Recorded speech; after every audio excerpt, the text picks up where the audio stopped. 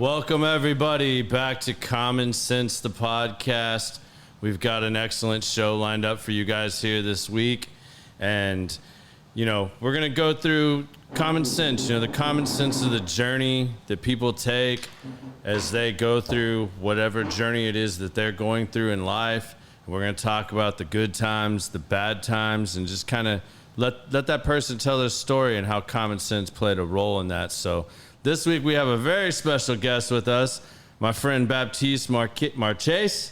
Marchais. I can never do that right. I did it right the first time, and then the second time I butchered it. Yeah. Welcome to the show, man. Thank you, man. Thank you to invited me. Yeah. No, I mean, after watching you do the Cigar Talk live with the guys, I was like, I told Biz, I was like, 3 times. Yeah, you've been on there a lot. You broke my record because at first I was the first one to be right back twice. Yeah, so, but I come from more far away.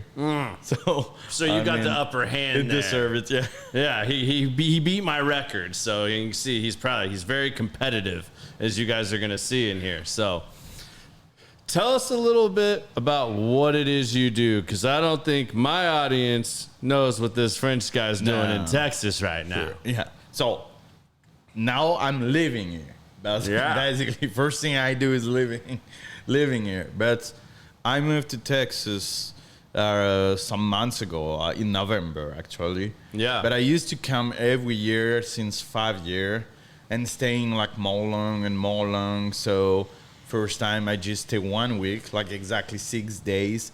And I came back, so it was years after, and staying 1 month and 2 and 3. And finally, I decided to move. What was it that made you pick Texas of a place to come visit and eventually call home? Okay, so the first time I didn't pick Texas, it just, I used to be a professional sportsman, and I came for a competition. So I traveled all around the world. I did bench press competition, and I was selected for a competition in Arlington, Texas.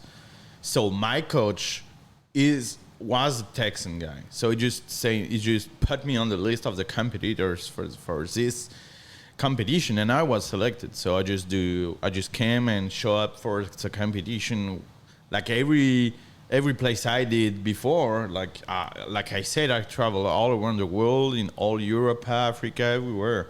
So that was just, for me, that was just another average place, like staying 5 days, doing the job, getting back home. But I fucking fell in love with Texas. Yeah, what was it about Texas? If I have to say one thing, because a lot of people ask me, why did I move to Texas? If I have to say one word, is freedom. Yeah. It is probably, the most, the closest word I can use for describing it. Because, like I said few times, I travel all around the world, and there is no place like Texas for freedom. This is a true land of freedom. That's what I think. You can do pretty much anything, especially compared to a lot of other countries that are very restrictive. Yeah. Whether it's your hunting or fishing. So you can do what you want, you can be what you want, and you can become what you expect. That's what you can, you got the opportunity here to do what to potentialize yourself. Yeah. So you have a company you found called Bench and Cigars. So let's tell everybody, and for those of you that don't know, this guy is like a YouTube rock star. I mean, in France only. Yeah, in France. Only. So we're probably going to get a lot of French viewers here, which is really awesome. I'm totally down with that. I think that's going to be a really cool aspect to add to this. So tell everybody a little bit about, let's start about, what did you start out doing in France? Like, where did your journey begin?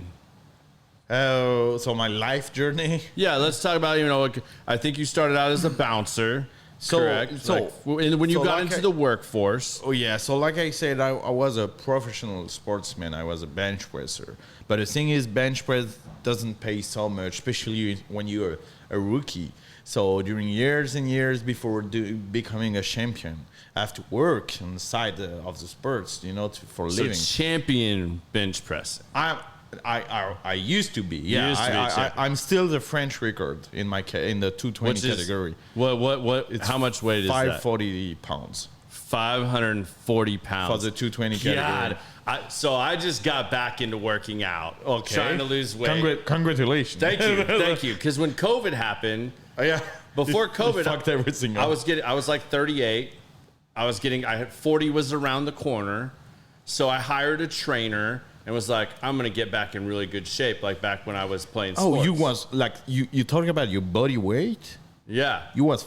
What? No. I was 38. Years old. Sorry. Okay, yeah, I got it. So I was 38 years old, about to be 40. And I was like, I need to get in better shape. Yeah. And I hired a trainer. Yeah, I was doing really good. And then COVID happened. Oh. And then I stayed out of the gym for 2 years. Mm-hmm.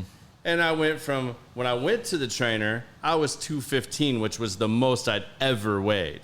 215 pounds. Yeah. I got back down to 205, but I'd put on a lot of muscle. Mm-hmm. Well, then, so it's definitely a better shape. Yeah, and COVID happened, and I was really trying to get down to like 185, 190. That's really good for me with my frame and my height.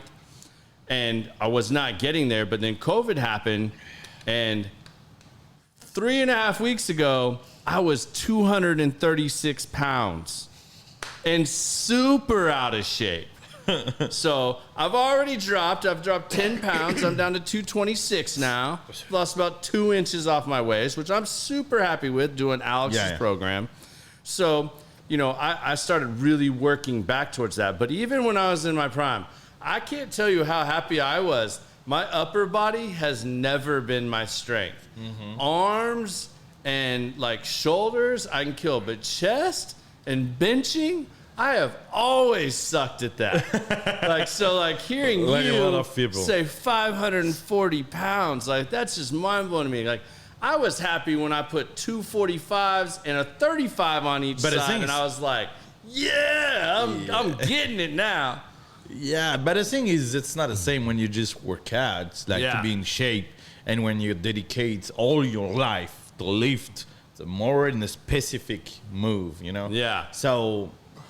Yeah, you cannot have any comparison. Plus I have really long arms. It's like saying, I run every Sunday during the morning, but Usain Bolt is faster than me. Yeah, it is. It's not the same thing, Right. But anyway, so I started to work because I just finished the high school. I was 18 years old and I started to work. I was already like pretty big. I was like, I'm 5.6 or 0.7. I never know, like my height. I never know because I count in centimeters. Right. And not in feet. So I think it's like 5'7". 5'7", I think. I 5'7", and I was like something like 210 pounds.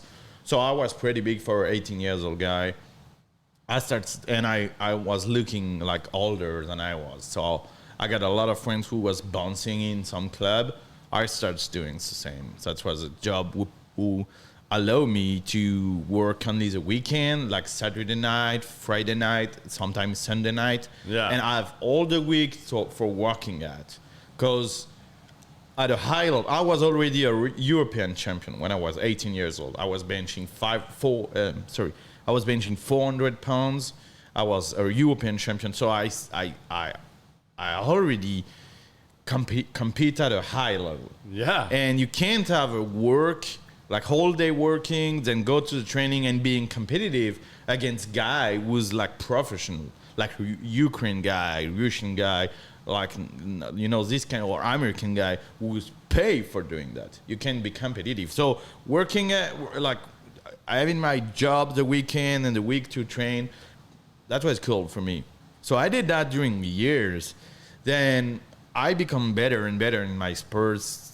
I start to win some more title and set some records. So finally I can stop bouncing and live, off my sports. Yeah. And I open my coaching company and start to prepare other athletes, just doing programming, like personal training, seminar about bench press.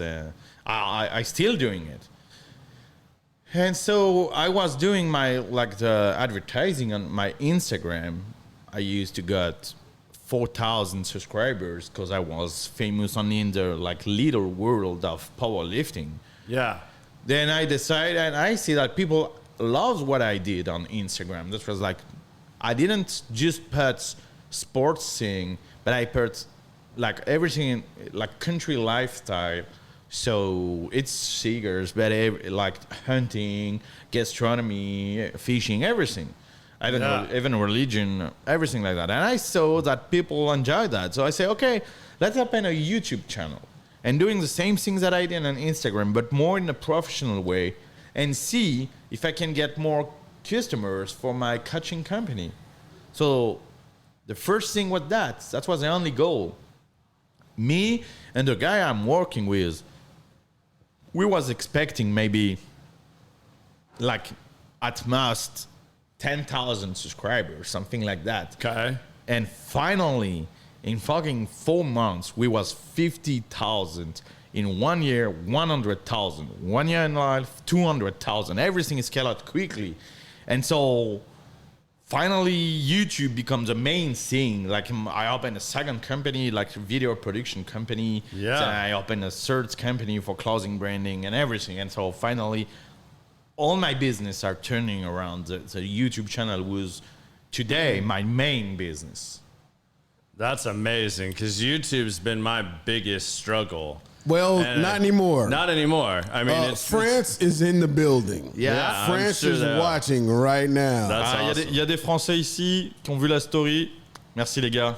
Yeah, we appreciate you greatly, because YouTube was so prohibitive when I came into the scene. 'Cause, I just started doing the podcast last September, and it was just from my passion of wanting to sit down with people, share a cigar, and talk about their story and their journey, so that others could learn from that and hear about their failures, their successes, and go down that rabbit hole with people, because that's the kind of conversations we were having here at ICC.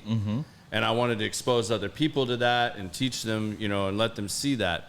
So YouTube actually was the hardest, because like until you get 100 subscribers, they won't even let you use the name of your show. It's like this, like it looks like hieroglyphics, like it's this big long code. So they've changed a lot of that, but I mean, it sounds like with you having that following from Instagram, that was an easier transition for doing that. Maybe, but yeah. I didn't start from the bottom, because I remember my first video do like maybe something like 1,000 views. So for me, it's nothing today, but I can understand easily that for a beginner, it could be a good base, like 1,000 views. Yeah. And I go quickly to maybe 3,000 subscribers, something like that. But after that, I remember like I was putting a weekly video. And I remember the first video goes up was a video about bench press, just a bench press seminar. And I remember my editors calling me and say, "Oh, you should check the views." And I checked, and that was 40,000 views.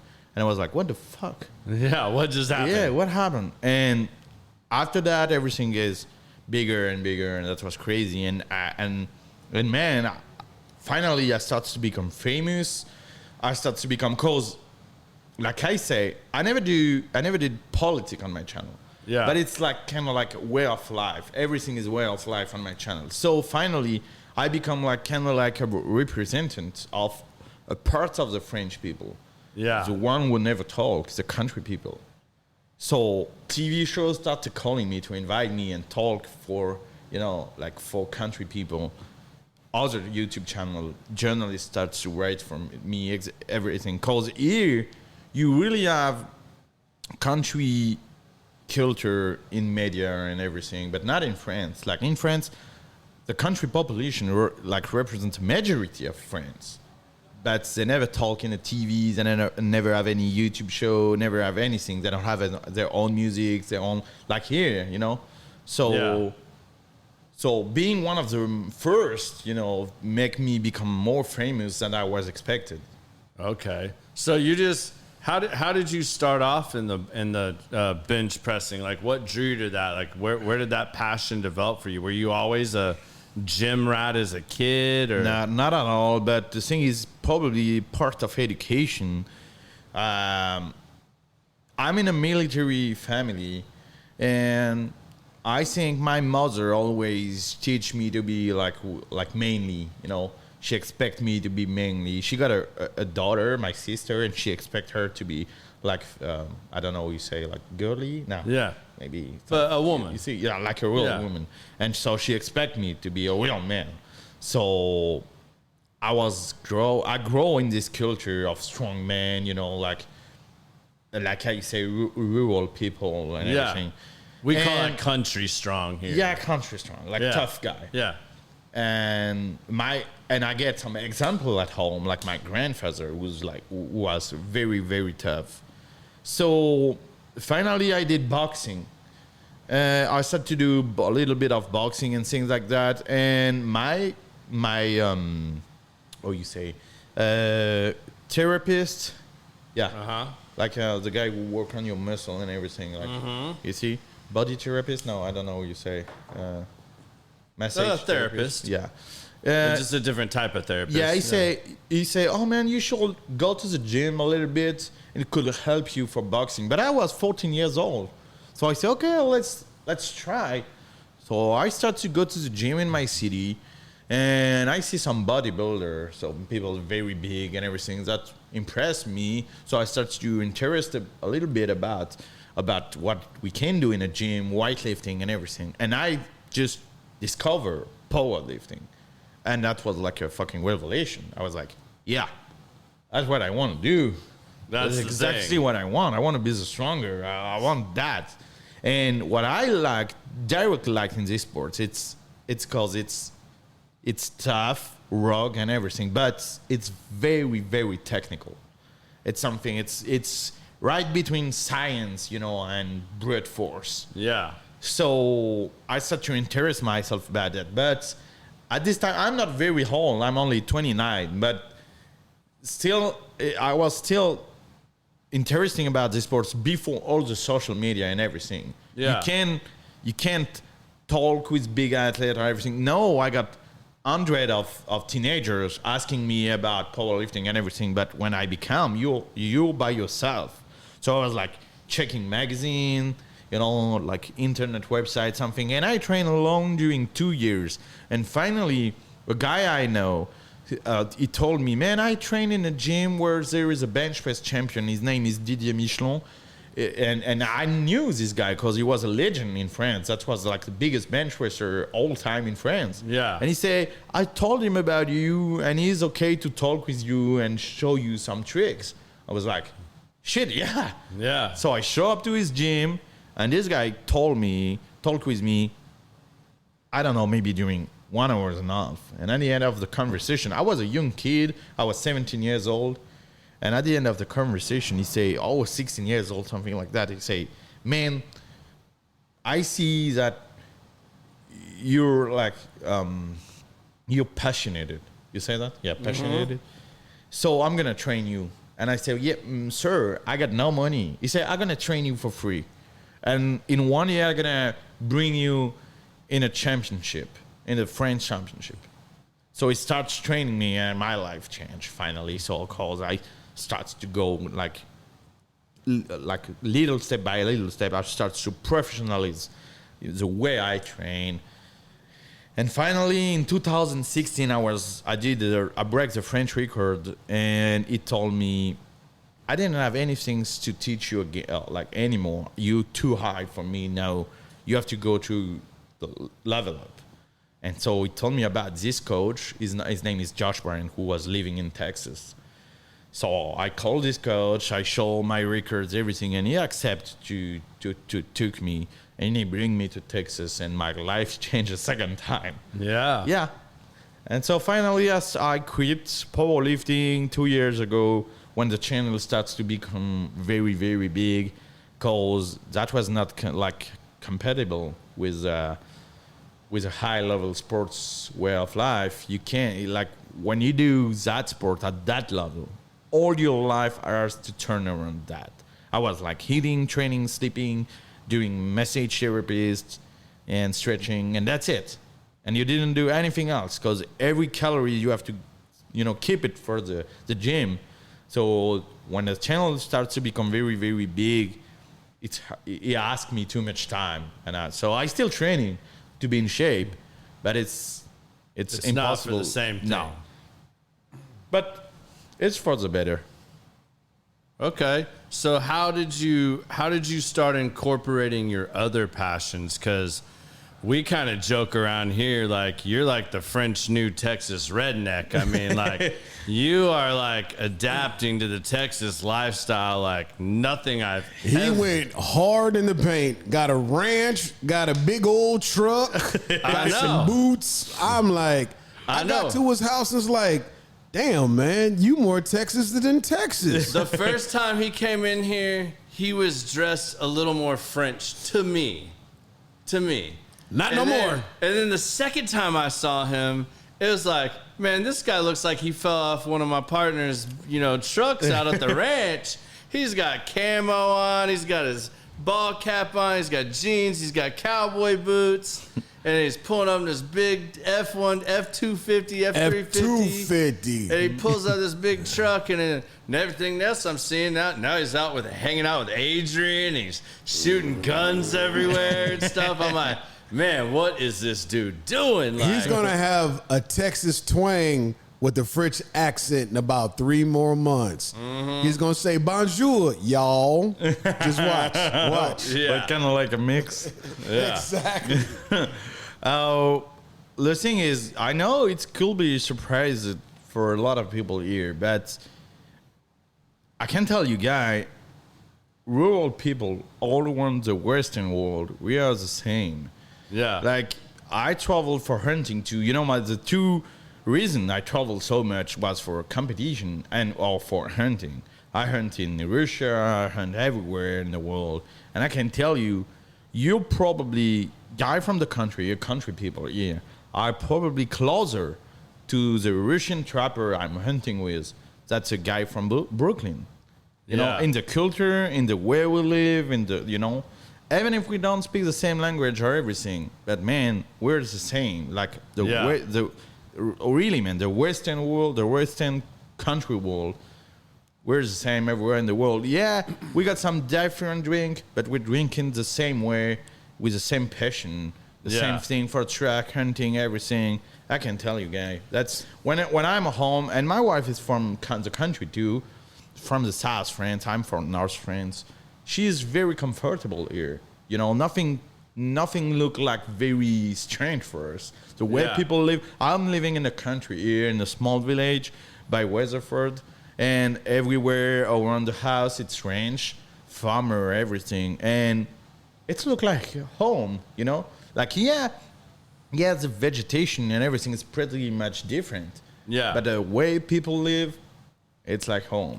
I can tell you. It's so country. I was at his house one day, and we're walking. He has his own pond in his backyard. And we're walking. He says, busy. I said, what's up? Watch out for the rattlesnakes. I was like, what the fuck? He's pay attention. He was like with Jordans or something, but in high grass. And he was like, I don't know, maybe 80 degrees outside. But I'm just walking. I didn't know out he the said city. So you had to teach him that country life to do this. He gave me the whole lesson. So now when I'm at his house, I'm wearing like hiking boots and armor-plated jeans, and I never look up. I'm looking at the ground in front of me the whole time. One of my friends was staying at my house during this week. A French friend, he just found a scorpion in his shoes. So, and I told him, man, that's why when you camp, I say you check all your shoes before before wearing that. You see? That was not bullshit. For sure. So what started your passion on the hunting? Was that something that your family always did? Or? No, not really. So I grew up in the country, but the thing is, there is like, when I moved to my parents' home, I just get a little apartment in a small village, 600 people. And the only like store on it is a bar, and it's called the Hunter's Rendezvous. You see, but it's like it's right in France. So in French it's say Le Rendezvous des Chasseurs.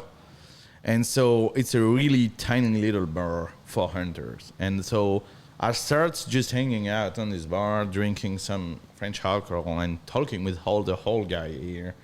and they start to say, Baptiste, you're really interested about food, like meat and everything, because I am.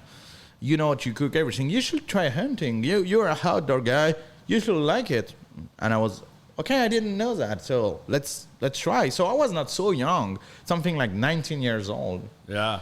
And yeah, I discovered a new passion, finally. What is it that you really like to hunt?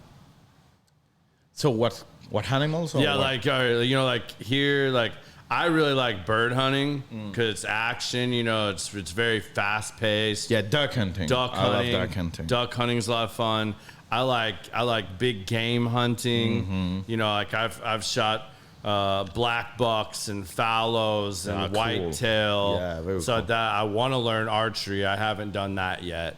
That's something I want to get into is the bow hunting. Yeah, that's what I'm doing now. So that's something I'm interested in learning. But, I'm in the construction business, so a lot of my clients and stuff really like to hunt. So I've gotten into that more. When my boss, my dad had a heart attack when I was really young, and he was a big bird hunter. But he had his heart attack when I was young enough that, like, I didn't get to learn that from him. So really, my boss and longtime friend is the one who got me into hunting and taught me how to hunt. So, at first I didn't really like deer hunting because it was just like sitting in a blind, waiting for the feeder to go off, waiting for the deer to come, and I'm like, all right, this is boring. But then when I missed that first really big buck, then I got the itch. It was like, okay, now I got to get But the one. thing is, hunting around the feeder is something I only see in Texas. Yeah, it's different. We don't do from that what's in Europe. Yeah. We're just tracking it. Yeah. So, like, you're alone or with a guy and you just walk hours and hours, seeing track on the field, shit, everything, and you try to find the deer. Yeah. Then you shoot it. So it's more interesting. More sport. I didn't do any posting hunt Yeah. because, like you say, it's boring for me. So every hunt I do is a walking hunt or track or something, but never stay in my position. So let's say I love every hunting because everything is different, and I love learning new way to hunt, like traditional hunt from this part of the world, this part of this region. Because in France, every region got a pretty different culture about outdoor life, hunting, and everything. So I did a lot of duck hunting in the swamp. So with the weathers, and you just walk on the swamp, and you do it in the morning or the late evening when the duck go down or go up. So that's very interesting. And I love different. Here in Texas, every week I go for thermal hunting for the hogs. So it's something you can't do in France because it's illegal.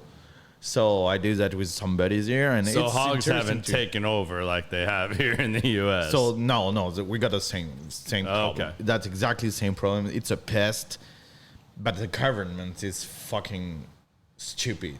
Yeah. So they made it illegal, and after that they complain about the hogs' damage. Yeah. I don't want to talk about the hunting laws in France because everything is just fucking stupid, and it's like, France today is probably the most socialist country in the world. And Really? It is more than China. Wow. Yeah. Like I already say it's busy, but my company's tax is 75%. Blew my brains out. I had to sit down when he said that. Yeah, that's crazy. That's mind blowing. No, that's fucking ridiculous. I see why you wanted to come to Texas. Yeah, that's a part of the reason. But the saying is, that's what socialism do. They're, regulated everything. There is a law for everything. They teach you how to live. Like, basically, you have to eat this way, you have to consume this way, drive this way, everything. And even for the hunt. So all the laws are fucking ridiculous. Like, there is like a bunch of stupid laws, like bow hunting is legal, crossbow hunting is illegal. Fucking why? Yeah. there is absolutely no reason. That's just, they say it and that's it. Yeah. So there is no democracy anymore in France. So here in Texas, I do thermal hunting, and that's Very cool. Is that your favorite now? It's not my favorite, but I enjoy it a lot.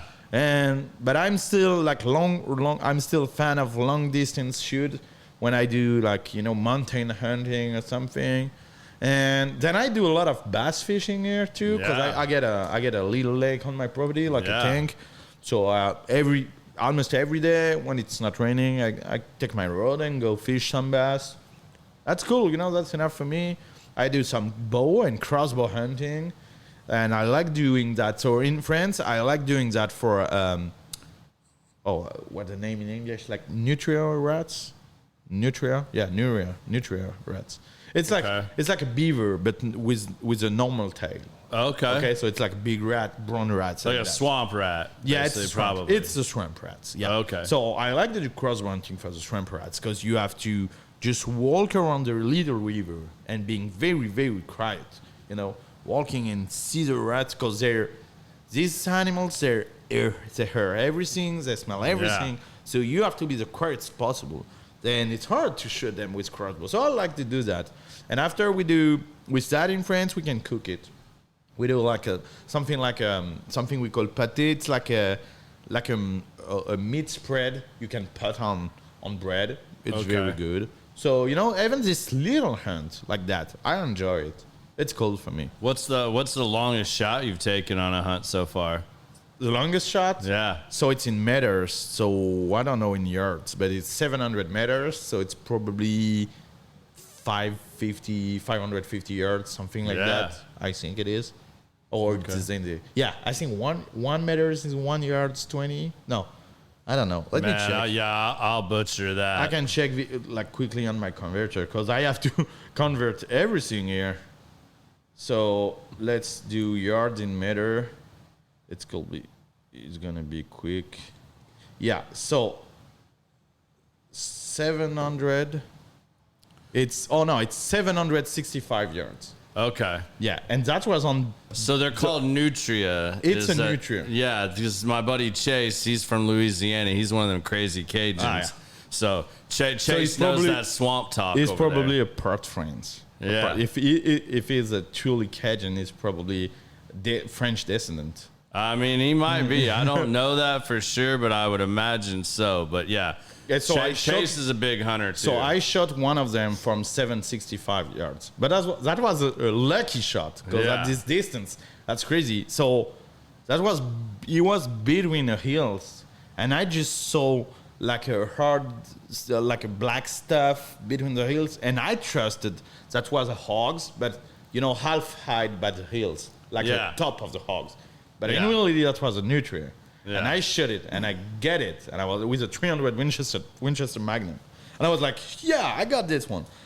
I walk all the way up, and I see this fucking rat who was blow up because it's too big a round. It's a too big caliber for that. I was like, "Shit!" That's probably my best shot ever. So what's the most challenging hunt? I know what this is, but what's the most challenging hunt that you've ever gone on? Moose hunting in North Russia. Russia. Nice. 4 degrees Fahrenheit outside during 5 days, walking like 10 or 15 miles by day. But the thing is, just walking 1 mile takes you hours because there is 1 yard of snow on the floor. And the thing is, you're in the taiga, so it's a forest, very, very dense. There is a tree everywhere. So you can't hunt long range or mid range. You have to shot short range because the biggest shot you can do it's like 20 yards because there is tree everywhere. Yeah. So you hunt it with a 12 caliber for moose with a giant staff. Yeah. So you got your 12 calibers and you walk on the snow during days and days, seeing, track everything. That I did that with a trapper who was living in the wood in a cabin all his life. And I made a video about that. People can check on my channel. Even if they don't speak French, they're going to understand because the pictures spoke by themselves. Plus, you can hit the translate button, and it does a pretty good job. So now on my channel, every new video since I'm in Texas, I got English subtitle. Yeah. But my oldest video don't have it. Yeah. And it was a crazy hunt. Very crazy. And at the end, I didn't shoot anything. But I still enjoy it. That's part of the hunt. That's why I'm really love hunting. As soon as I see something even if I miss it, that's enough for me to take pleasure. Yeah. And that was really like being in the middle of this gigantic forest, because it's hundreds of miles forest with no leaves, with no human everywhere. Yeah. In this amount of snow, you know, with this guy who's like a creator of this forest. This guy he's born here, raised here. You know, he's fishing on the ice. He's hunting on the snow. This guy was, you know, like He was legit. He's probably one of the biggest predators of this forest. Being with him, that was crazy for me. I never forget that. Yeah, that's amazing. That's when you get to do something like that and track something. That's an amazing experience. I really want to do a hunt like that. Like I think that would be super interesting. I mean, I already got to give it to you. You just the other day got to do something I've been trying to do for a while. Oh yeah. And I had to laugh my ass off because the whole time Biz is telling me how bad he's freezing his ass off. And I know it. I'm just dying laughing, picturing Biz trying to get the video footage of you shooting hogs out of a helicopter. That's crazy. How was that experience? Because that's something I've wanted to do for a while. So if you want to do that, I got a good contact for you. I heard. I did that with a company of friends, some friends' company. Yeah. They're in Albany, Texas. Okay. So it's in West Texas. It's like busy. It's like 3 hours from here. It was 3 hours exactly. Yeah, 3 hours 3 from hours here. exactly. But Yeah. that's okay for this experience. Yeah, for the experience. I can tell you. And so these guys are very cool. They got a copter with a military pilot, like a veteran military Oh, man. pilot. This guy, he knows his shit. I can tell you. Man, it's crazy. And yeah, that was a great experience. And I was not like, in reality, I was not expecting that was so cool. You know, that, man, just flying close to the ground with all, like, its country doing miles and miles, and seeing like the big group of deers crossing, you know, just running between like inside the helicopters, the turkey flying, Iran, hogs, everything, just the nature, and seeing the nature from the, you know, the sky like that, like you just feel like you're a goddamn raptor, you know? So no, that was crazy. And after that, so we fly during maybe 30 minutes. I was like enjoying very. Just And flying. just flying. I was like, yeah, I'm already good. And this guy just said, oh, hogs. And everything become fucking Call of Duty. Because you're like, that's hogs running everywhere. This guy chasing it with the copters, doing like upside down everything. You have to shut it. That's crazy. And in reality, it's you do more damage with so I use a 5.56 caliber. That was a Daniel Defense. And when you shot it from the ground, you have to put, like, sometimes you have to put a lot of bullets on it because they just go through the belly or something. But from the sky, you shot the spine or the head very easily. So sometimes just one shot and you see the hog, boom, just falling on the ground. And they're fucked. And you're like, cool. Like a one-shot kill, that's not something you do a lot with this kind of weapons. So, man, if you can do it, do it. Oh, for sure. You know, like, you can come on my name, just say you heard about this company. It's called, if people want to see their Instagram, it's Hunt Bird Dog. So just Hunt Bird Dog in one word. And yeah, that's a great experience. Awesome, man. I'm definitely going to have to check that one out. I know there's a lot of guys on my channel that are big hunters that'll want to look into that as well. We do a lot, like I said, for my business with entertaining clients and stuff. We take them on a lot of guided hunts and, you know, go at the ranch. I have a friend that owns a very awesome ranch out in Lampasas that we've hunted out on a lot of. That's where I've gotten my fallow and my black buck, and he's got all kinds of stuff from exotics to, you know, you name it, he's probably had it out there. I mean, he had wildebeest at one time, and I was just like, man, that would be. But I mean, I was like, God, I'd had to buy 2 freezers just to put all that meat in, because I mean, that's like shooting a whole cow, like times 2. Yeah, it's insane. But I'll have to get you out on a hunt or something. We'll have to go. We do a goose and crane hunt every year in the winter.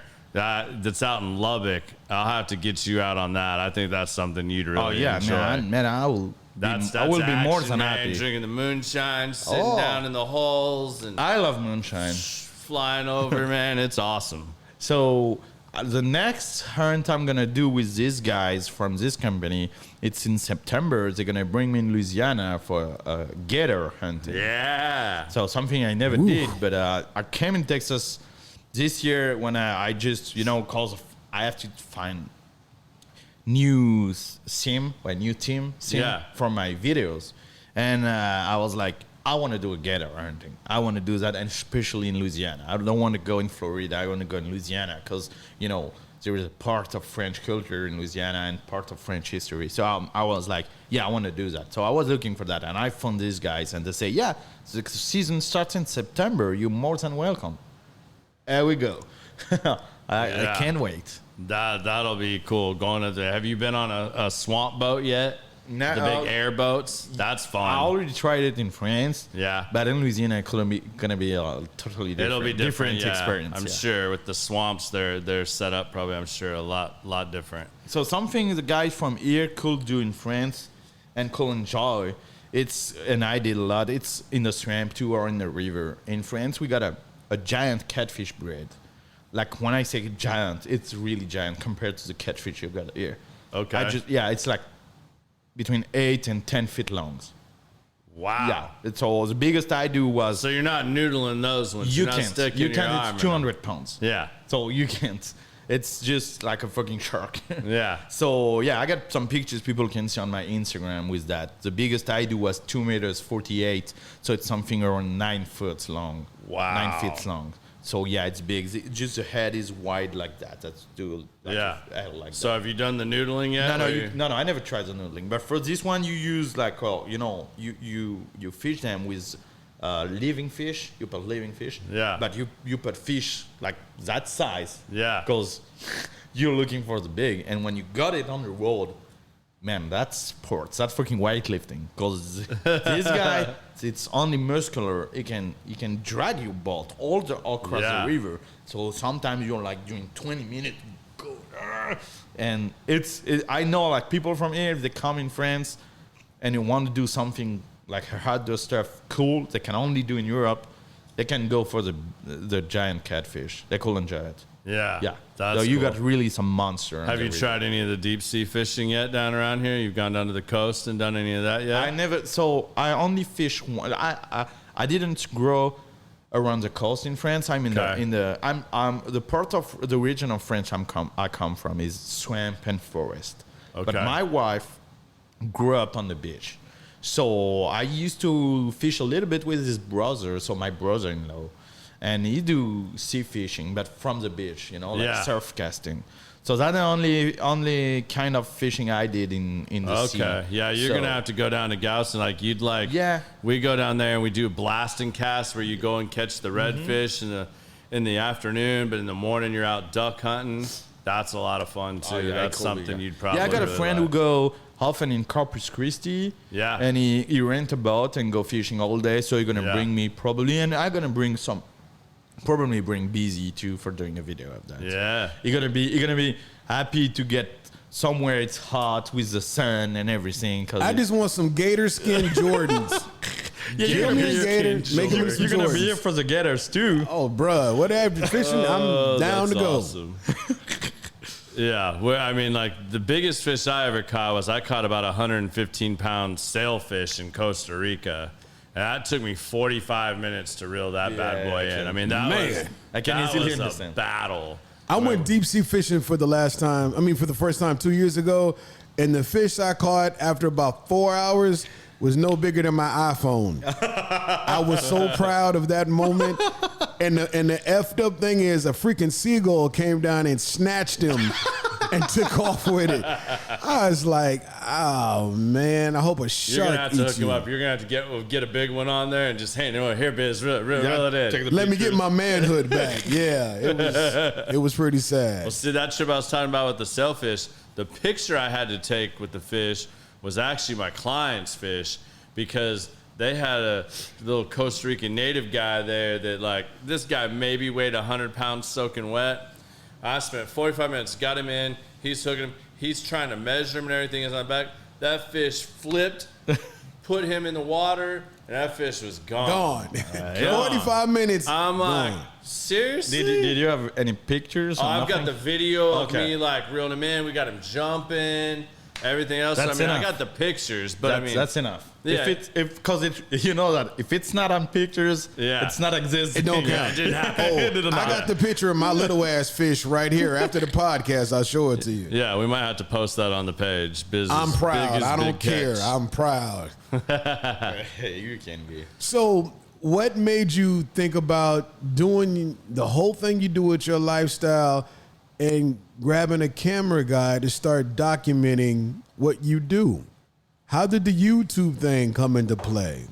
Like I said, I was already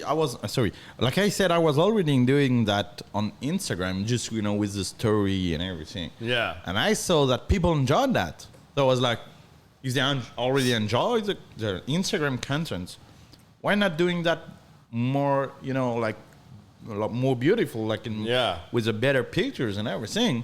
So I knew this guy. No, it's my editor. So busy knowing him. Pedro. Yeah, Pedro. And so I know this guy. It was like a friend's friend. Yeah. And I asked him, okay, man, I got a project. If you want to be part of that, I need a good camera guy and good editors. He was like, yeah, okay. And we start that, but we didn't know where we was going. That was like, let's try. So I just go to the bank, take a credit, because I didn't have any money for paying it. It's expensive, like doing video in a professional way. So you know it, but it's expensive. It's already expensive when you do that here. So can you imagine when you have to bring travel, bring materials everywhere, and doing big editing? Because that kind of stuff, it's easy to edit. Yeah, well, you got busy hours of footage too. When you got hours, different camera, different angle, it takes weeks, sometimes months to edit the thing. So yeah, I just take a credit to the bank. I was like, we'll see. And magic happened. Boom. Yeah. Boom. YouTube star. God, I think I'm truly a Catholic, and I can tell you, sometimes God have a plan for you. You didn't even expect, you didn't even know. You just go, and if you let God decide, you see what I mean? Yeah. If you just let the thing happen, you just go, yeah, okay, I want to do that. I got a good feeling. Let's do that. Sometimes God does the job, and you finally that's better for you. So if you think about it, you never would think you were a bouncer. You ended up where you are sitting right now. The journey between then and now, this probably wasn't even on your radar. No, nothing but everything. And as we say, using your common sense in some of your decisions as you navigated to get here. So do you ever get anybody from home or other people asking you for mentorship? Like they want to do what you do, and that's from benching, pressing, working out, hunting, being on YouTube. Do a lot of people come to you for advice on either how to live your lifestyle or how to show the world their lifestyle based on the way that you do it? So it's hard to say in English. Let me just choose my words correctly. I'll always be passionate. My first passion was bench press, and I did 100%. I put myself 100% on it.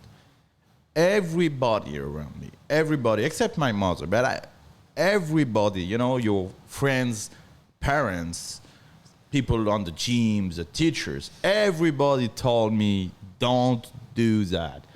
Keep bench press as a hobby. Don't try to be a professional. Yeah. You have to look for a real job. You have to look like, what they call real job is, or real life, it's just random nobody's life. They want you to be a nobody like they are. Because they never do, the people who told you that. And then maybe I will not look humble when I say that, but the people who told you that never do a fucking thing in their entire life. Yeah. They just, They just get go from through the process. They got from the coach, sofa, yeah. coach, to the work, to the working place, to the bed, to the supermarket, and do that again fucking every day on the life, and that's it. And when you want to put yourself on something will, keep you alive and something will make sense for you, they're like, oh, no, don't do that. It's not sure. Not. Yeah. Yeah.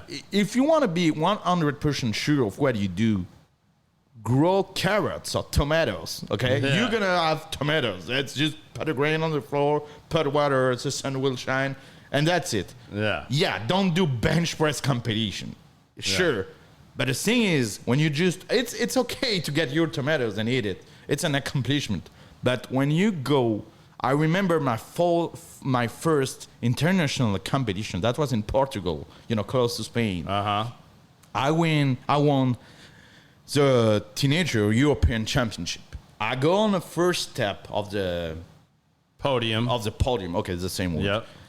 I go to the first step on the podium, and they put the French national anthem, and I was like, okay, everything makes sense. Yeah. You see, all of what I did now, all this, sweat Work. and bleed and tears on the gym, everything, like when I had no money for putting food off the fridge, or can't hang out with the buddies because I have to sleep for the train, everything, all of that makes sense. No, because we're in a room with like 100 athletes, with 2,000 spectators, and in the fucking Portugal, and everybody heard now the French national anthem.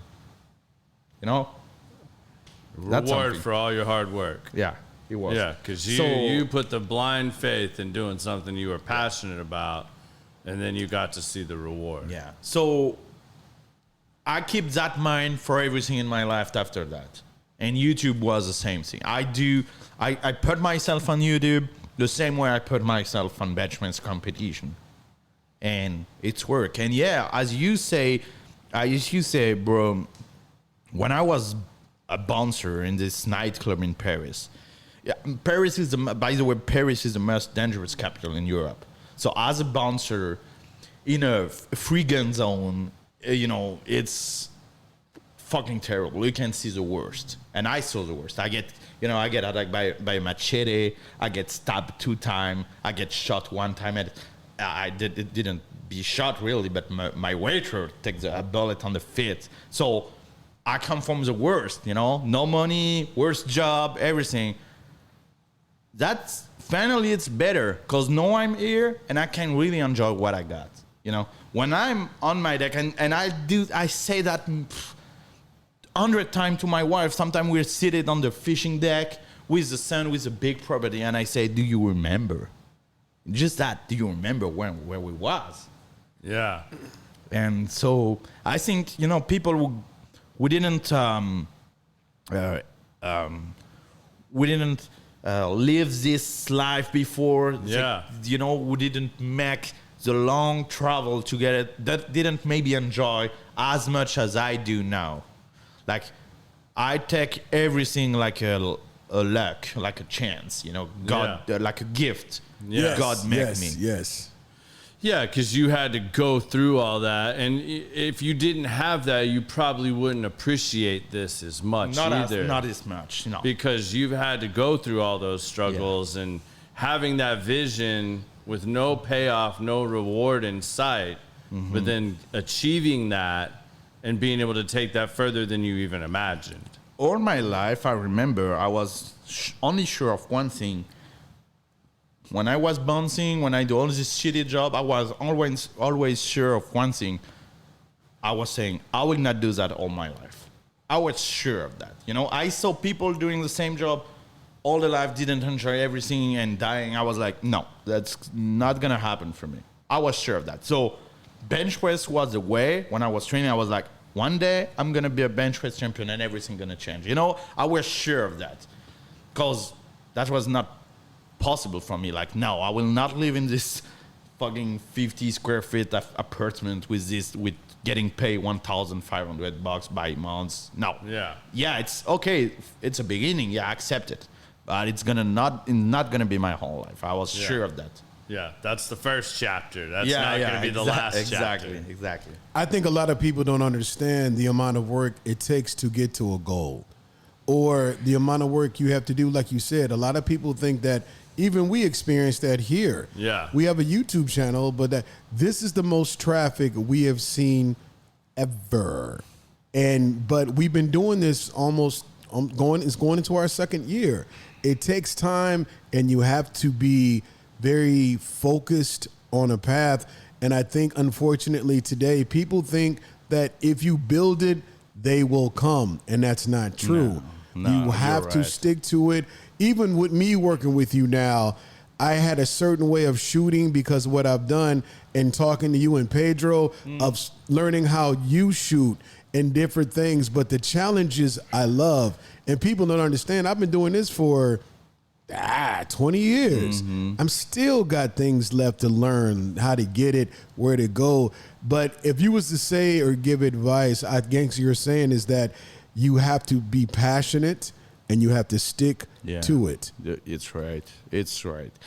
And you know, it's always when you're on the top. I don't say I'm on the top, but you know, when you're in a comfortable position, that people tell you that, oh, it's easy for you, you know, you get a lot of money, you get an easy life, everything. Man, you was not here before. Here when all that happened. How many times did you get stabbed? How many times in your fucking life someone shoot you with a fucking gun? Tell me. Almost starving, no food in the refrigerator. Don't tell me it's an easy life for me, because I get my struggle before. You know, I did all this shit before. I was eating frozen food, you know, cheap frozen food every fucking day. Yeah, no, I got a big Wagyu tomahawk on my barbecue, but I pay for this fucking barbecue. I pay for this fucking tomahawk with the money I did during fucking years and years. And I mean, let's not be humble, but I fucking deserve it. I truly trust it. I truly trust it. I deserve it. Yeah, you put in the work. And, you know, it's easy for people. People want to judge, you know, Instagram and Facebook and this. It shows the good stuff. It shows that snapshot. It doesn't show everything that you did to get there. Yeah. And everybody sees that, and then they don't go back and see all the stuff you didn't post or all the stuff you did to get there or what it took to get that one thing. And, you know, it's real easy to judge or have an opinion when you haven't seen that or done the work. And most people think there's some quick success. I mean, I'm sure you see that with your bench coaching. You get these guys in here like, okay, well, I want to lift 540 pounds. Well, put in the work. You can barely do 100 pounds right now. Like, it's going to be a process. Like, I can't make you lift 540 pounds overnight. Yeah, you sure. You know, right. like, it's going to be a process, but you can do it if you commit and you want to follow the process. And there's lots of mentors and coaches that can help you along the way, but you're going to have to commit and go through the process. Yeah, you're right. Yeah, that's exactly the same. People are like, yeah, just take steroids or something. Yeah. Live. Now, man, I fucking live like a goddamn monk during years, just sleeping, eating, lifting, and that's it. My life was totally flat, except when I was on the training, you know, and I was pushing myself very hard on training with blood on my face, taste of blood on my mouth, almost, you know, passing off. So during years, it's not like, well, I'm going to do that during weeks or months. I'm talking about fucking years for doing that. And there is bigger, like stronger powerlifter would do that 20 years and become like a world record or something. When I see any world record, I'm like, in any sports, you know, I'm like, fuck, this guy deserves it. It's couldn't be another way. He forcefully deserved it because it's too hard to get this high. So you've reached this level here. Do you now, when you get to this certain level, how do you raise the bar? How do you raise the standards? How do you decide what's next? Do you have something that's next? So it's easy because YouTube and, you know, like the social media give you statistic every day. You know, throwing statistic on your face. You get that views, you have this subscribers, your watch time is that, you get this money. So it's easy to put the level, like, because you know what level you are. You're like, okay, I do, like, let's say my average views is like 250,000. I want to go 400,000. I want to go 500. It's easy to push that. And so I'm like, I always do my channel like, okay, more people seeing deserve a better quality, you know? Yeah. So more people I get, more fame I got on the channel, more I say, let's do something more crazy, more intense, and more quality. You know, we're pushing the bar, and we do fucking. I started doing duck hunting in the swamp, and we just did fucking helicopter. And let's go hang your cameraman out of a helicopter. Yeah. And in September we're gonna catch getters in the hand or something. I don't know, you know. Yeah. So yeah, we're gonna push the limit. I'm sure. Busy know that. So that's Are you how doing I that put with the your bar. coaching as well? How are you doing that? Or are you transitioning from coaching's second now, and all this is number one? Yeah, the channel is main, so I just have less number of students. You Yeah. see, I take like 60 people on coaching. That's it. And now I only do online programming with weekly feedback. Weekly feedback. You know, they give me one feedback by week, and I just see the feedback and send the next week. I can't do more than that. Yeah. So, you know, I just keep the quality, but I just Are you put planning down to the do? numbers. Are you planning to do more of that coaching here locally? I can't. No? Yeah, probably bench press seminar, bench press lesson, private lessons. Yeah, I'm gonna do that because I that's the only thing I get time for. Because the thing is time. Yeah. Time, it's hard to get because people see the video. Okay, you got one video every 2 weeks. Because I used to do one video by week, but now we got one video every 2 weeks. But they don't see the fucking schedule we got was busy. Yeah. It was crazy because we have to find days. He knows. Was matching, Yeah, no, I know. It's matching between me and him and the fucking guys who come for the video. Guides, like a copter's pilots. You can just, it's not a Uber. You cannot call it like, oh, I need a helicopter. Like we've tried to do the helicopter twice, but the wind, the weather, and all finally we that, did and it. and then here's the crazy thing about the helicopter thing. We're flying back. So Baptiste has shot 4, 5, 6 hogs, and we're flying back, and he says, "Hey, do you want to see the video when we crashed?" And I'm like, huh? He's like, no, he don't say that. He say, actually, we say, did you ever do he said, YouTube video? And he said, yes, it was one of me. Just write hunting helicopter crash on YouTube. and I thought he was And joking. he was like, yeah, I told the same. I was like, you're jogging. He said, no. And he got an iPad. iPad's on He the just front of the put on helicopter. the video. And we see the same copter we was actually crashing. And he's just flying, la la la la. I'm like, so we're watching the same helicopter we're in right now crashing, and we're doing like 150 miles an hour over these fields, and he thought it was cool. So we have on headphones with the microphone. Yeah. I moved my microphone because I started praying. I didn't want nobody to hear me praying, and I was sitting behind. I was like, okay. Man, when I seen the runway, I was like, thank you, Lord. Thank you, Lord. Okay, put it down. Put it down. Yeah.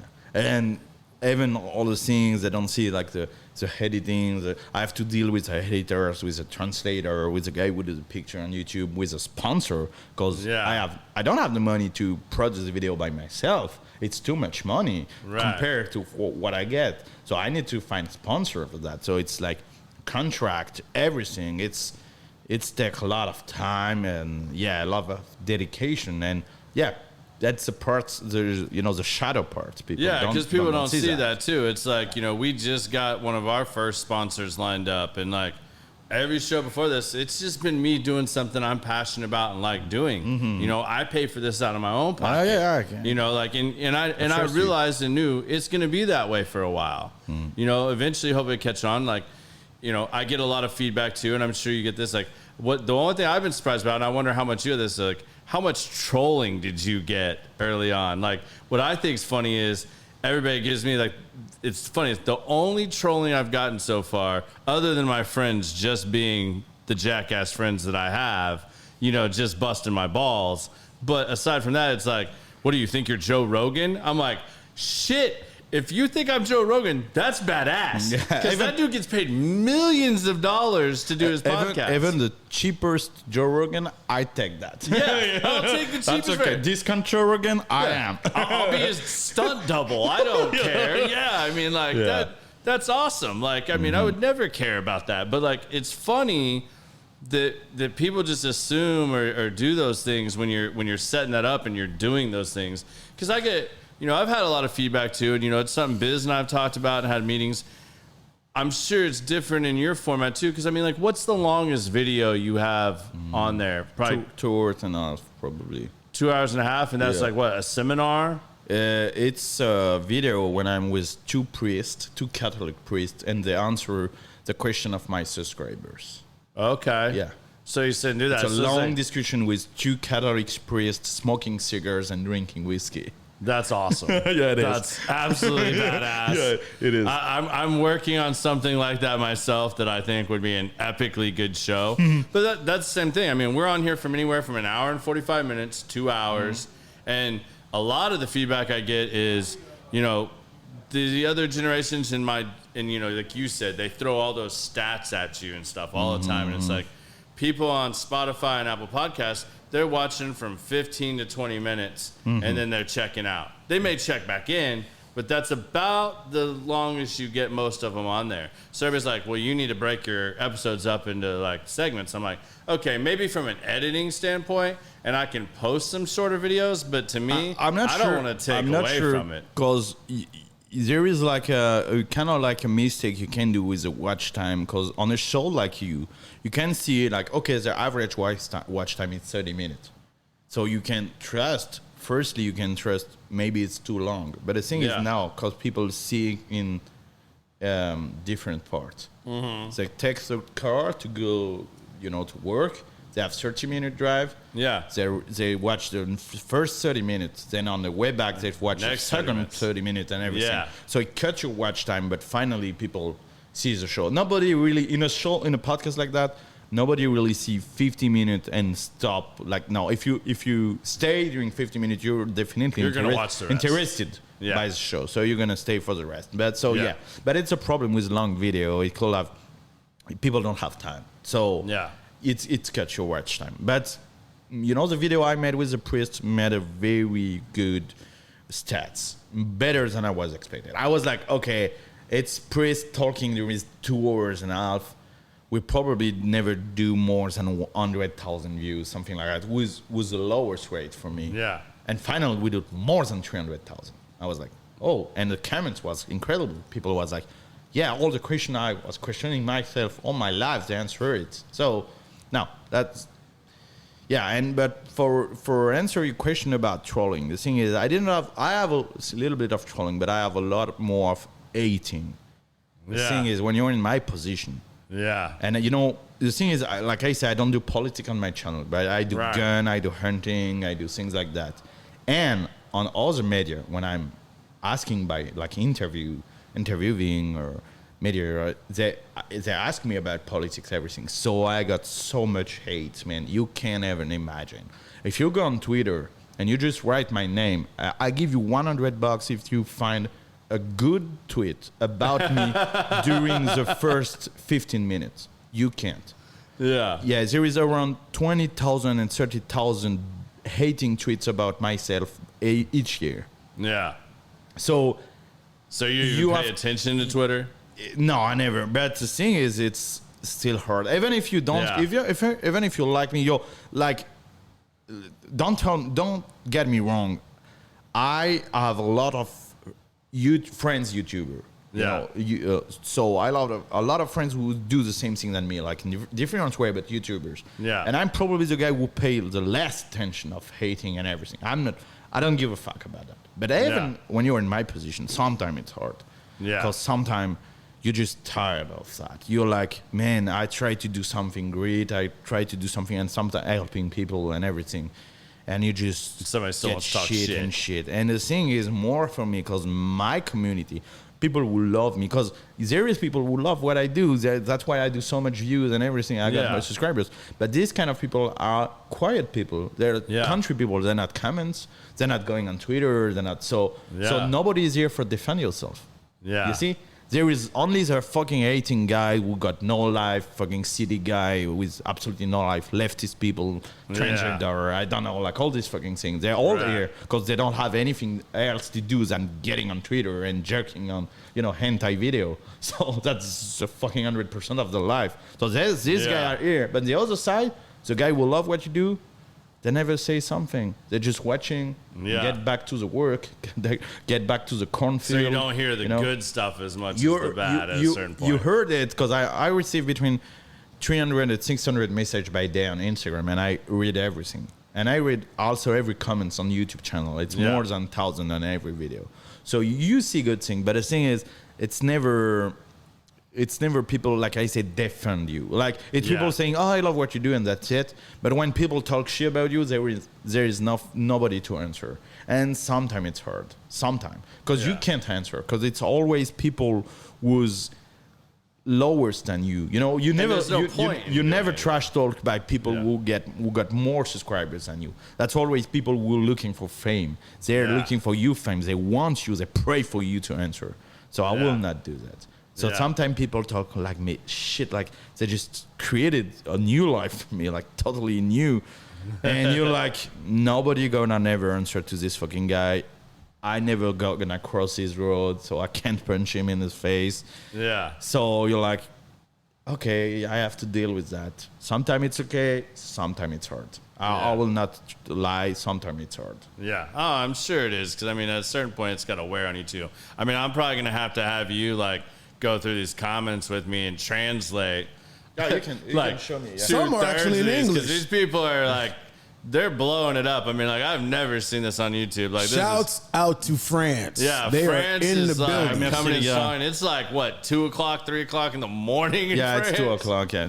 Merci les gars, Wow. merci d'être là. Même au milieu de la nuit, on est là. Yeah, they're loving you, bro. I mean, they're over here giving you all kinds of compliments and stuff. I mean, I don't know what half of it says, but it's there is a lot of very consistent stuff though. So like that.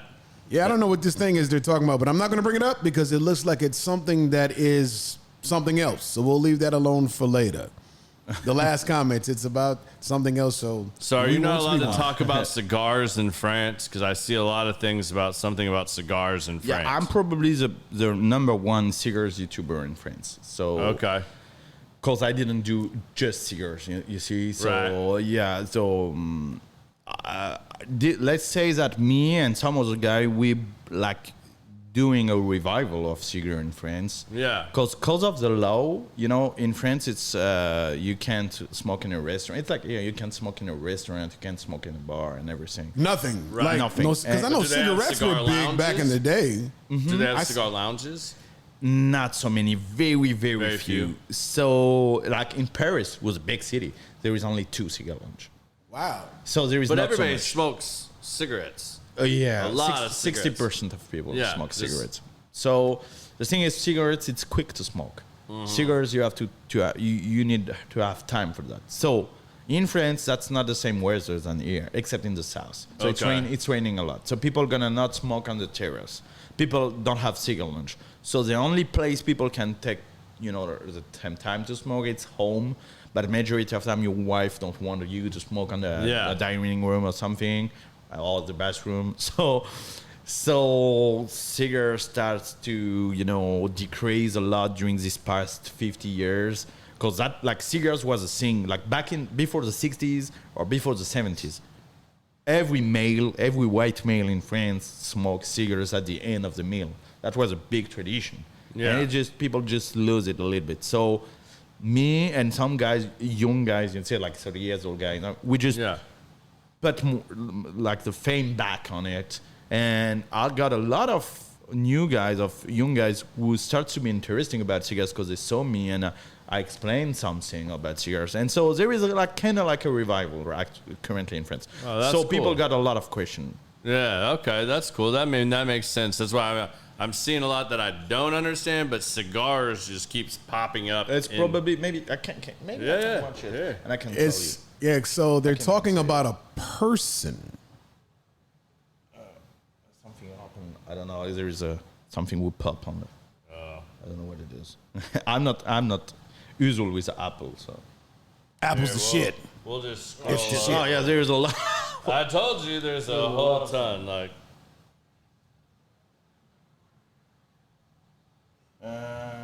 Ladies and gentlemen listening, do not worry. We are still here with you. we're He is still analyzing rocking the with you. comments from all the great people in France right now Yeah. so he can help us translate and make sense out of what is going on as the Yeah. program continues. yeah, we need a little help here because I don't speak French. I need like my father-in-law or my sister-in-law here. They both speak French. Really? fluently. I Yeah. just it is There's a lot of joke. I be listening to when him and his friends talk, and I be trying. Like, I'm struggling with Spanish as it is, but now you want to I got to learn French now because I work with them. It's like, man. Yeah, there is a lot of joke, and there is a lot of people who just because they didn't expect me to see the chat, so they just talk.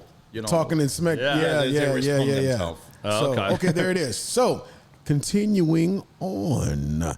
So, we talked about your next level, all the other crazy things that you do. So, being that the things that you do for a living are relaxing, is there anything that you do on your downtime that doesn't have to do with smoking a cigar or hunting? Or benching Or in bench the pressing. gym. Like, is there any other hobbies that you have? I've been to his crib. Everything is hunting, smoking, and bench pressing. So it's like, do you have any other Cooking. cooking? There you go. Yeah, I don't like. Actually, I don't like cooking. I like eating, so I have to cook. So I'm a pretty good cooker. Every time I come over, he literally has something on the Cook. smoker. I'm a pretty good cook. Yeah. Every time I come over, there's Or something chef. grilling. Yeah, not all. I think will you not probably say got some little chef. chef stuff in there. I'll bet you with the wild game, you've got some pretty good chef stuff. So yeah, You So got a cooking, the literal other thing menu is- outside your The other house. thing is cinema, like theaters. Going to the theaters. I love movie. Yeah. So in What's your France- favorite movie? It's really hard to tell. It's really All hard. right, to give tell. us your top three. It's a standard question. So, because there is some French movie you probably don't know, but in That's fine. You can say you But got a lot of French people on here. They'll know what movie you're talking about. I'm a massive fan of 90s or 80s movie, like action movie, like Yeah. retro I action already know movie. what you're going to say. I Like- bet you I know. I don't know, like Over the Top with Stallone. Yeah. You see this kind of movie, Yeah. Over the Top, Demolition Man, this kind of movie. I love Over that. the top. I haven't Okay. thought about that so long. He's got the Exactly. semi-truck. He's got the band. So if you He's like just- action movies, my favorite French director, let me see if I do this right. If you know who this is, Luc Besson, Yeah, Luc Besson. Yeah, the yeah. professional, Leon Yeah, the yeah, yeah, professional. so much the, Yeah, better oh, than you you. like Leon? That's my wife's. on, That's my man. wife's favorite movie. the dude that plays the love it. professional, I forgot his name. He's a French actor, but he's Yeah, Jean Reno. yes, excellent dude, man. Yeah, like, yeah, but that's a good movie. That was the first time I really Yeah. kind of started paying attention to French cinema. And I seen the professional, I was like, yo, action. So they also, come on, Jason Statham, when he drives. Driver? Transporter. Oh, Transporter. That was based out of France as well. I don't French know. dir- I don't remember. Too. Yeah. Layer cake. Yeah, I love Okay. this kind of movie. I really, really love all the Clint Eastwood movie. Okay. Even when he's not Dirty acting, Harry. Yeah, Dirty Harry. But even when he's not acting, just when Directing. he's directing. I love this movie. Even like Cry Macho, the last one, or The Mule, or this kind of movie. Did you like ever see the Chris Kyle? What is it, movie? You see, Lupin? the sniper, the Chris Kyle, Oh, Chris Yeah, yeah. Kyle. Yeah. American Sniper. American Sniper. I met him a week before he died. Oh man. And it was like one of the coolest experiences. I was at a golf tournament, and it was a fundraiser for a political event. I didn't know. We were one of the last groups to come off. I came in the back, sat down in some chairs that were against the back wall, and this dude could have looked like you, just tall, skinny dude, bald cap, Wranglers, and a T-shirt on. We just sat and started talked for like 30, 45 minutes, and then he was like, the guy finished saying what he was saying up front. And he's like, oh, I guess I got to go, man. He's like, good talking to you. Shook my hand, walks up there, and it was Chris Kyle. He started talking about his book and stuff like that. And I was like, he had told me about another event he was going to do. And I was like, cool, I'll come. I'll get your book. And maybe I'll get you to sign your book this time. He was signing books there. I wish I'd have got him to sign the book there. But I'd planned to go to his other event because he just told me about it. And then he gets killed a week later. And I was like, man, that's a myth. That's wild. a myth, But yeah, that's up there on my list too, man. That was a great. The book was way better than the movie, though. Oh yeah. You had a chance to read the book. Okay, yeah, maybe. The book was. So legit. yeah, I read a lot. I read. You read. Yeah, I read a lot too. That's something you can't put on social or something. There is no content about that. But I read a lot of book. So I never read fiction, but it's always like the book I'm currently reading. It's about all the history of French Louisiana. Okay. You know, like from the foundation to the state we know today. Yeah. So that's this kind of book. I love that. Ah, cool. I'm gonna have to plan a duck hunt or something on an airboat in Louisiana because I want to go with you now. Like, I think you're gonna lose your mind when you get to go out in the swamps. Oh, for sure. Yeah, I'm sure. Like, it's gonna probably remind you of home and everything else. Like, I only had I think we had an hour layover in Paris, so that's like my most experience of being in Paris. Like In the airport. Yeah, in the airport. I mean, we didn't leave the airport. That's the biggest airport in Europe. Yeah. So it's a big airport. Yeah, I was on our way to Spain. I'm living 15 minutes from here. Okay. Oh, wow. I used to live 15 Yeah. minutes from this airport. Because Okay. it's not really in Paris. You know, it's Paris airport, but it's 1 hour from Paris. Okay. What's your favorite place you got to travel other than Texas? I mean, I know Texas is your favorite, but you've gotten to travel the world a lot. So what's your... So it's depending for what doing it on it. Yes, Okay, so say your top three, and it could be for all three different reasons. Like, maybe your favorite place you went hunting. Favorite place you got to go with, like, you know, your bench press. I love Africa for hunting. Yeah. Congo. What part of Africa? Congo. The Congo? Oh, yeah. So I God, do I would be North. so scared to do that. I did a lot of North Africa, like oh man, in English it's hard. Tunisia, yeah. Tunisia, Algeria, yeah, Morocco, and Egypt, and in the Central Africa I did Congo, and Congo is for hunting. It's incredible. Yeah, I'm sure. Because I like wildlife, you know, when it's and Africa, it's the widest tigers and lions and everything. So it's more that's so you don't have a lot to really carry a lot about lion. It's more about snake, spider, everything like that. It's pretty more like Texas, but worst. Like you see some black mamba, something like that. You're like shit. If you walk on it, you just die because there is here in Texas you get bite by a rattlesnake. You can call 911. You got a chance to survive.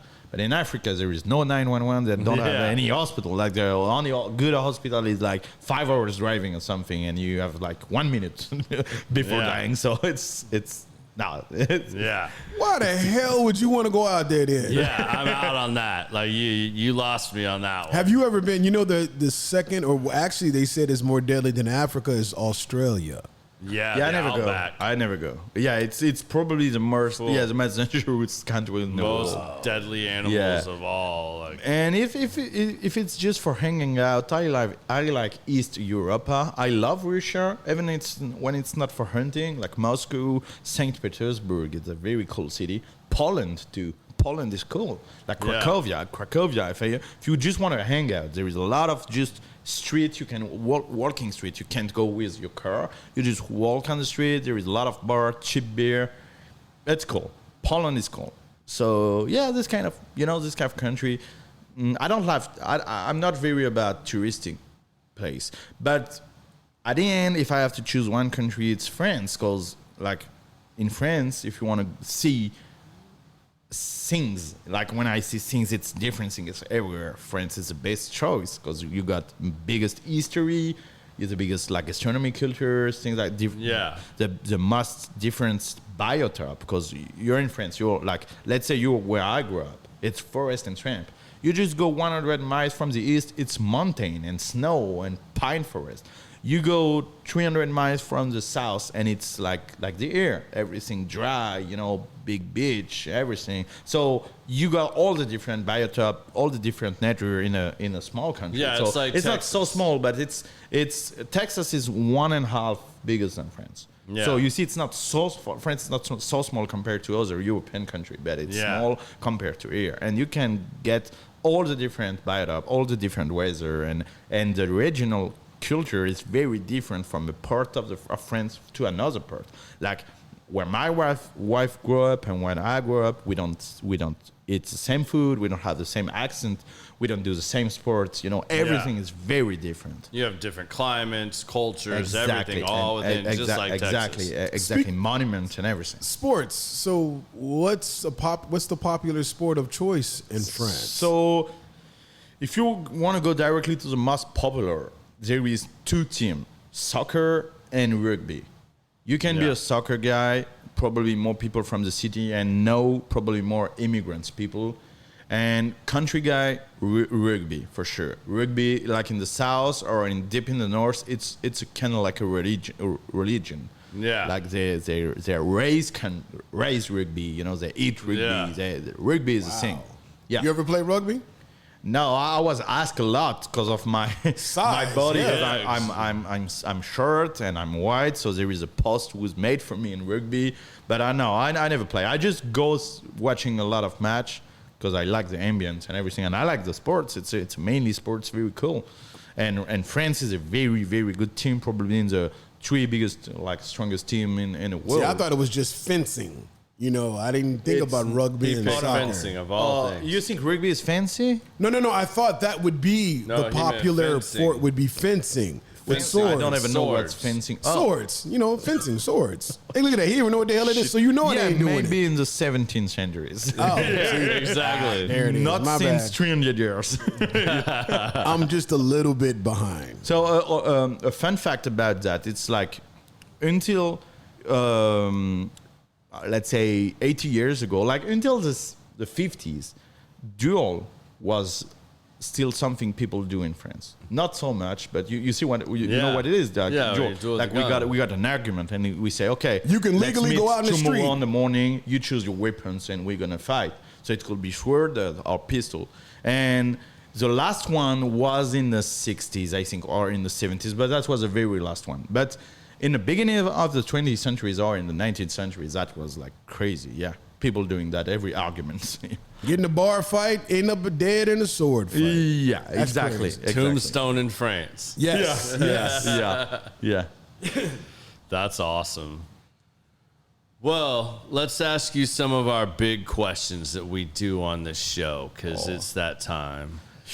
So, Is that the same kind of question that they got, like alien, no, ghost, no, and no. all this Oh, shit? no, I mean, we Well, I can can do tell that you first. directly, I don't trust any of this shit. Oh, Oh, this okay. is a little more deeper than so that. when are you Okay. going on your hunt for Bigfoot? No. I'm just kidding. I'm totally kidding. Shit, no. you know, like in fact, in really, if I have to choose between these 3 questions they got, it's ghost, Bigfoot, and alien. I think finally, if there is more, like a percentage of chance something of these 3 exists, it's Bigfoot, because I can't trust that there is like kind of like a, I don't know, like just a monkey who's a little bit bigger, like a alpha male monkey. Someone sees that and Yeah. think it's a Bigfoot, or just a trapper with a hairy problem. Okay, I can trust that more than fucking ghost, or I don't know, like fucking, little cornhead coming in. So for those of you that don't know, that have not seen Cigar Talk Live, which is what we're referring to, that the guys here at ICC, they put on a show. That's where he beat my record. He's been on there 3 times. Yeah. Throw that out there for you again. So he's the world record at Cigar Talk Live and bench press in Europe. So they asked 3 random questions like, what do you think are you more positive about there's a chance there's aliens, ghosts, or Bigfoot? That's the kind of foolery that they like throw out there just to see what people are going to say, and that's the question they like to ask. But it's fun to hear the answer. It is fun with a lot of people to hear the It's fun, answers. and it's also dramatic because a lot of people really trust on that. Did they ask you, and I'll say this, I don't want to kill the show or get us cut off, but the other one they did to me is you they named 3 famous like women. No, and they asked you have to sleep with one, marry one, and kill one. Oh, shit. Yeah, they did that to me on one of the episodes, and I was like, That's really? and it was like Betty White, Oprah Winfrey, and Martha Stewart. Okay, I don't know the first one. Betty White, just the Golden Girls, like famous older comedic actress. Okay, I didn't. So you would I know didn't it. We could go with, I think of one you would know. What about Goldie Hawn? Do you know who that is? No. Okay, I'm trying to think of like, what about Roseanne Barr? Do you know who that is? Yeah. All right, so It's kinda replace her. Roseanne Barr, The same kind of Oprah woman. Winfrey, or Martha Stewart. I think Oprah should be maybe a good cook. I don't know. That's the one you'd marry? I don't know, man. I mean, you gotta pick one. You gotta put them into the 3 categories. I'd marry Oprah in a heartbeat. Dave Chappelle did it. That's a check. Yeah, that's the richest too. So that's probably Oprah is probably the richest of the 3. So for marriage, I mean, it it'd could be be a close good between choice. her and Martha Stewart. Well, I mean, yeah. Martha, after she did her time, I don't know, she probably lost quite a bit of money there. No, she good. She smokes plenty of But weed she's with older. Snoop Dogg. She's older too. Yeah. Martha yeah, is Martha's older. They're all older. They're all old, right? Especially for you. You're 28, 29? 29, yeah. Okay, it's 29. These women, put it this way. Not a single one of them that they give you is under 65. Yeah. So but maybe so if I choose the oldest, I have to spend less time with her. So it could count. But that is not your question, right? You see, That's you have not a my question. You have a real question. You just suggested I was going to ask you the crazy question, so I had to explain it to No, I everybody so didn't know what we're suggest talking that. about. Because not everybody's seen that show. Yeah. I mean, but it's still good. So, if you could only leave the audience with one piece of advice, what would that piece of advice be? Trust the process. When you want to learn something trust the process. I mean, learn something. And when you learn something you don't already know, try to learn something. And when you learn something, trust the process. Just choose the good people to teach you and trust what it tell you. Even if you feel bad, if it's strange for you or something, at the end you're gonna be better. Like currently I learn team roping. I take lesson of roping, team roping. You're taking team roping lessons I'm now. gonna- I told y'all he's going full Texas redneck. So I'm working for doing a competition maybe next year or something of Okay. team roping. So it's a girl who's teaching me, but she's very good of what and man, everything is hard for me. I don't have the body for doing some swing or everything, riding horse, everything. Even if I'm already a horse rider, it's a different way. So I just trust the process. I remember how I learned bench press. I remember didn't understanding anything of what my coach asking me and just doing the thing. At the end, I become a champion. So I do the same for team roping. I just I'm just listening, doing what you want for me to do, and I trust the process. So what do you do a lot of things to put yourself in situations where you're around people that are not like you or that you can learn things from that are completely different? Is that something that you try to do? Or is it more that it's you find something new that you want to try and then you seek out somebody to mentor you? I have to in be that interested about that. As soon as I'm truly interested about a thing, I just never say it's not for me. You see? If I'm interested about that, if I get a feeling, I will not be the guy who say, I would love to do that, but it's not for me. Like a lot of guys told me before, like, I would love to have your strength or your body, but the gym is not for me or something. Now, if you like the result, it's for you.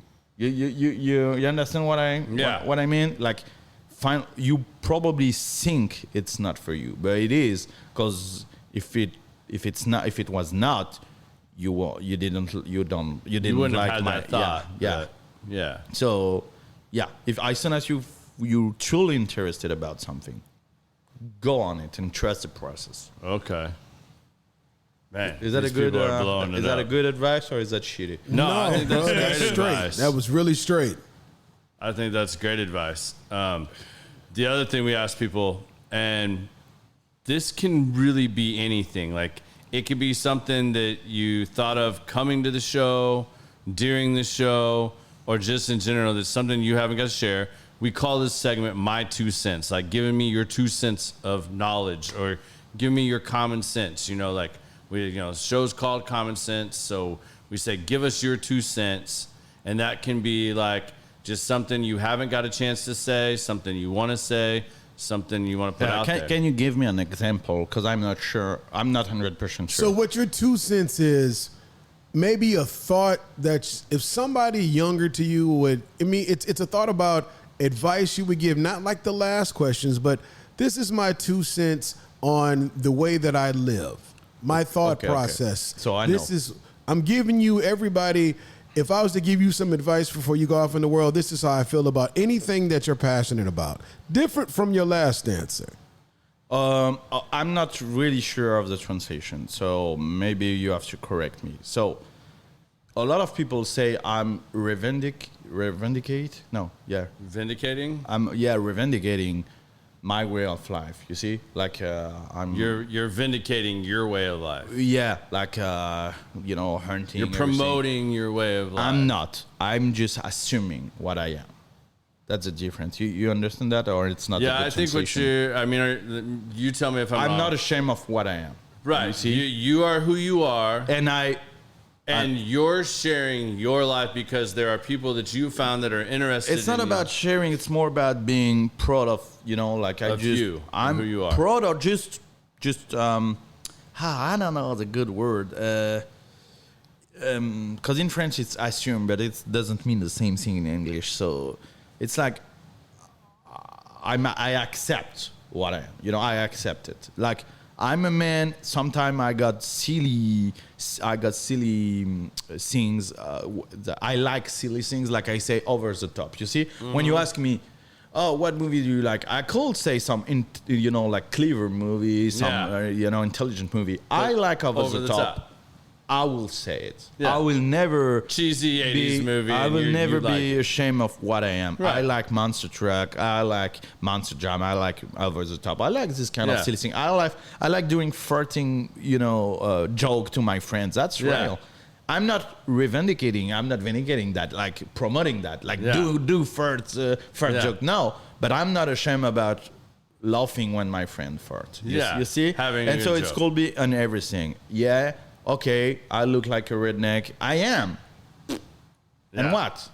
And I'm Catholic. It's really not famous to be Catholic in France, being on a religion.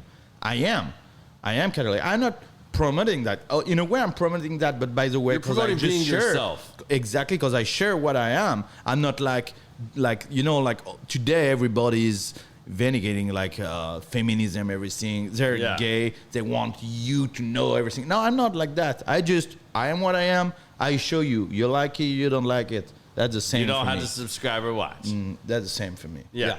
So I think if I have an advice to go to a young guy, it's be what you are without any shame of what you are. Right. Just be. I think that's good. That's more what we were asking. It's kind of like, what would your advice be? Like some advice you would give, or a lesson you would like to share that's something that's been on your mind. Like maybe you think people need to be more open, or people need to, embrace XYZ more. That's more what, give us your 2 cents. That's what we're asking. So that's it. If you are a teenager, be yourself without any shame. And just remember, you only have one life in this video game was real life. Yeah. You can't play back, you can just die and retry. You only have one chance. So go. See, that was it. We got it. You just nailed it. That's exactly what my 2 cents is. Well, everybody, all our new listeners from France and around the world, we appreciate you joining us for the show. We hope you enjoyed it. We hope you learned some things, had your eyes opened about some things, learned some good lessons. Hopefully you were able to take some good nuggets of information or inspiration from the show, please check out his Bench Cigars. I think you guys will love the videos and stuff. I mean, Biz is doing them, so, I mean, they don't suck. I can tell you that for sure. I'm learning. You know, but, you know, you're going to get to see him probably flying and freezing his ass off in a helicopter pretty soon. I think that's cool. Yeah. I hope you got some, like, side footage of Biz, like, shaking and No, I don't know. trying to take his... He was on my back, so I didn't. I didn't. He was too busy notice aiming he at was the cold. pigs. Yeah, he was too busy looking at pigs. I'm in the so. back praying. But, yeah. But he praying for both of us, so that's okay. Right. I had you covered. I There had you you covered. go. Well, everybody, we want to thank you for joining us. We're going to have another great episode for you next week. We hope you'll join us again. And Baptiste, man, thank you for coming on the show. Thank you for the invitation. Yeah, man. I man. really appreciate it. Yeah, Truly we'll appreciate get a hunting together, maybe Oh, some yeah. fishing, and we'll have some more stories for him next time. it. Will do, definitely. All right, man. Take care, and thank you again for coming on the show. Au See revoir. y'all next week. À plus.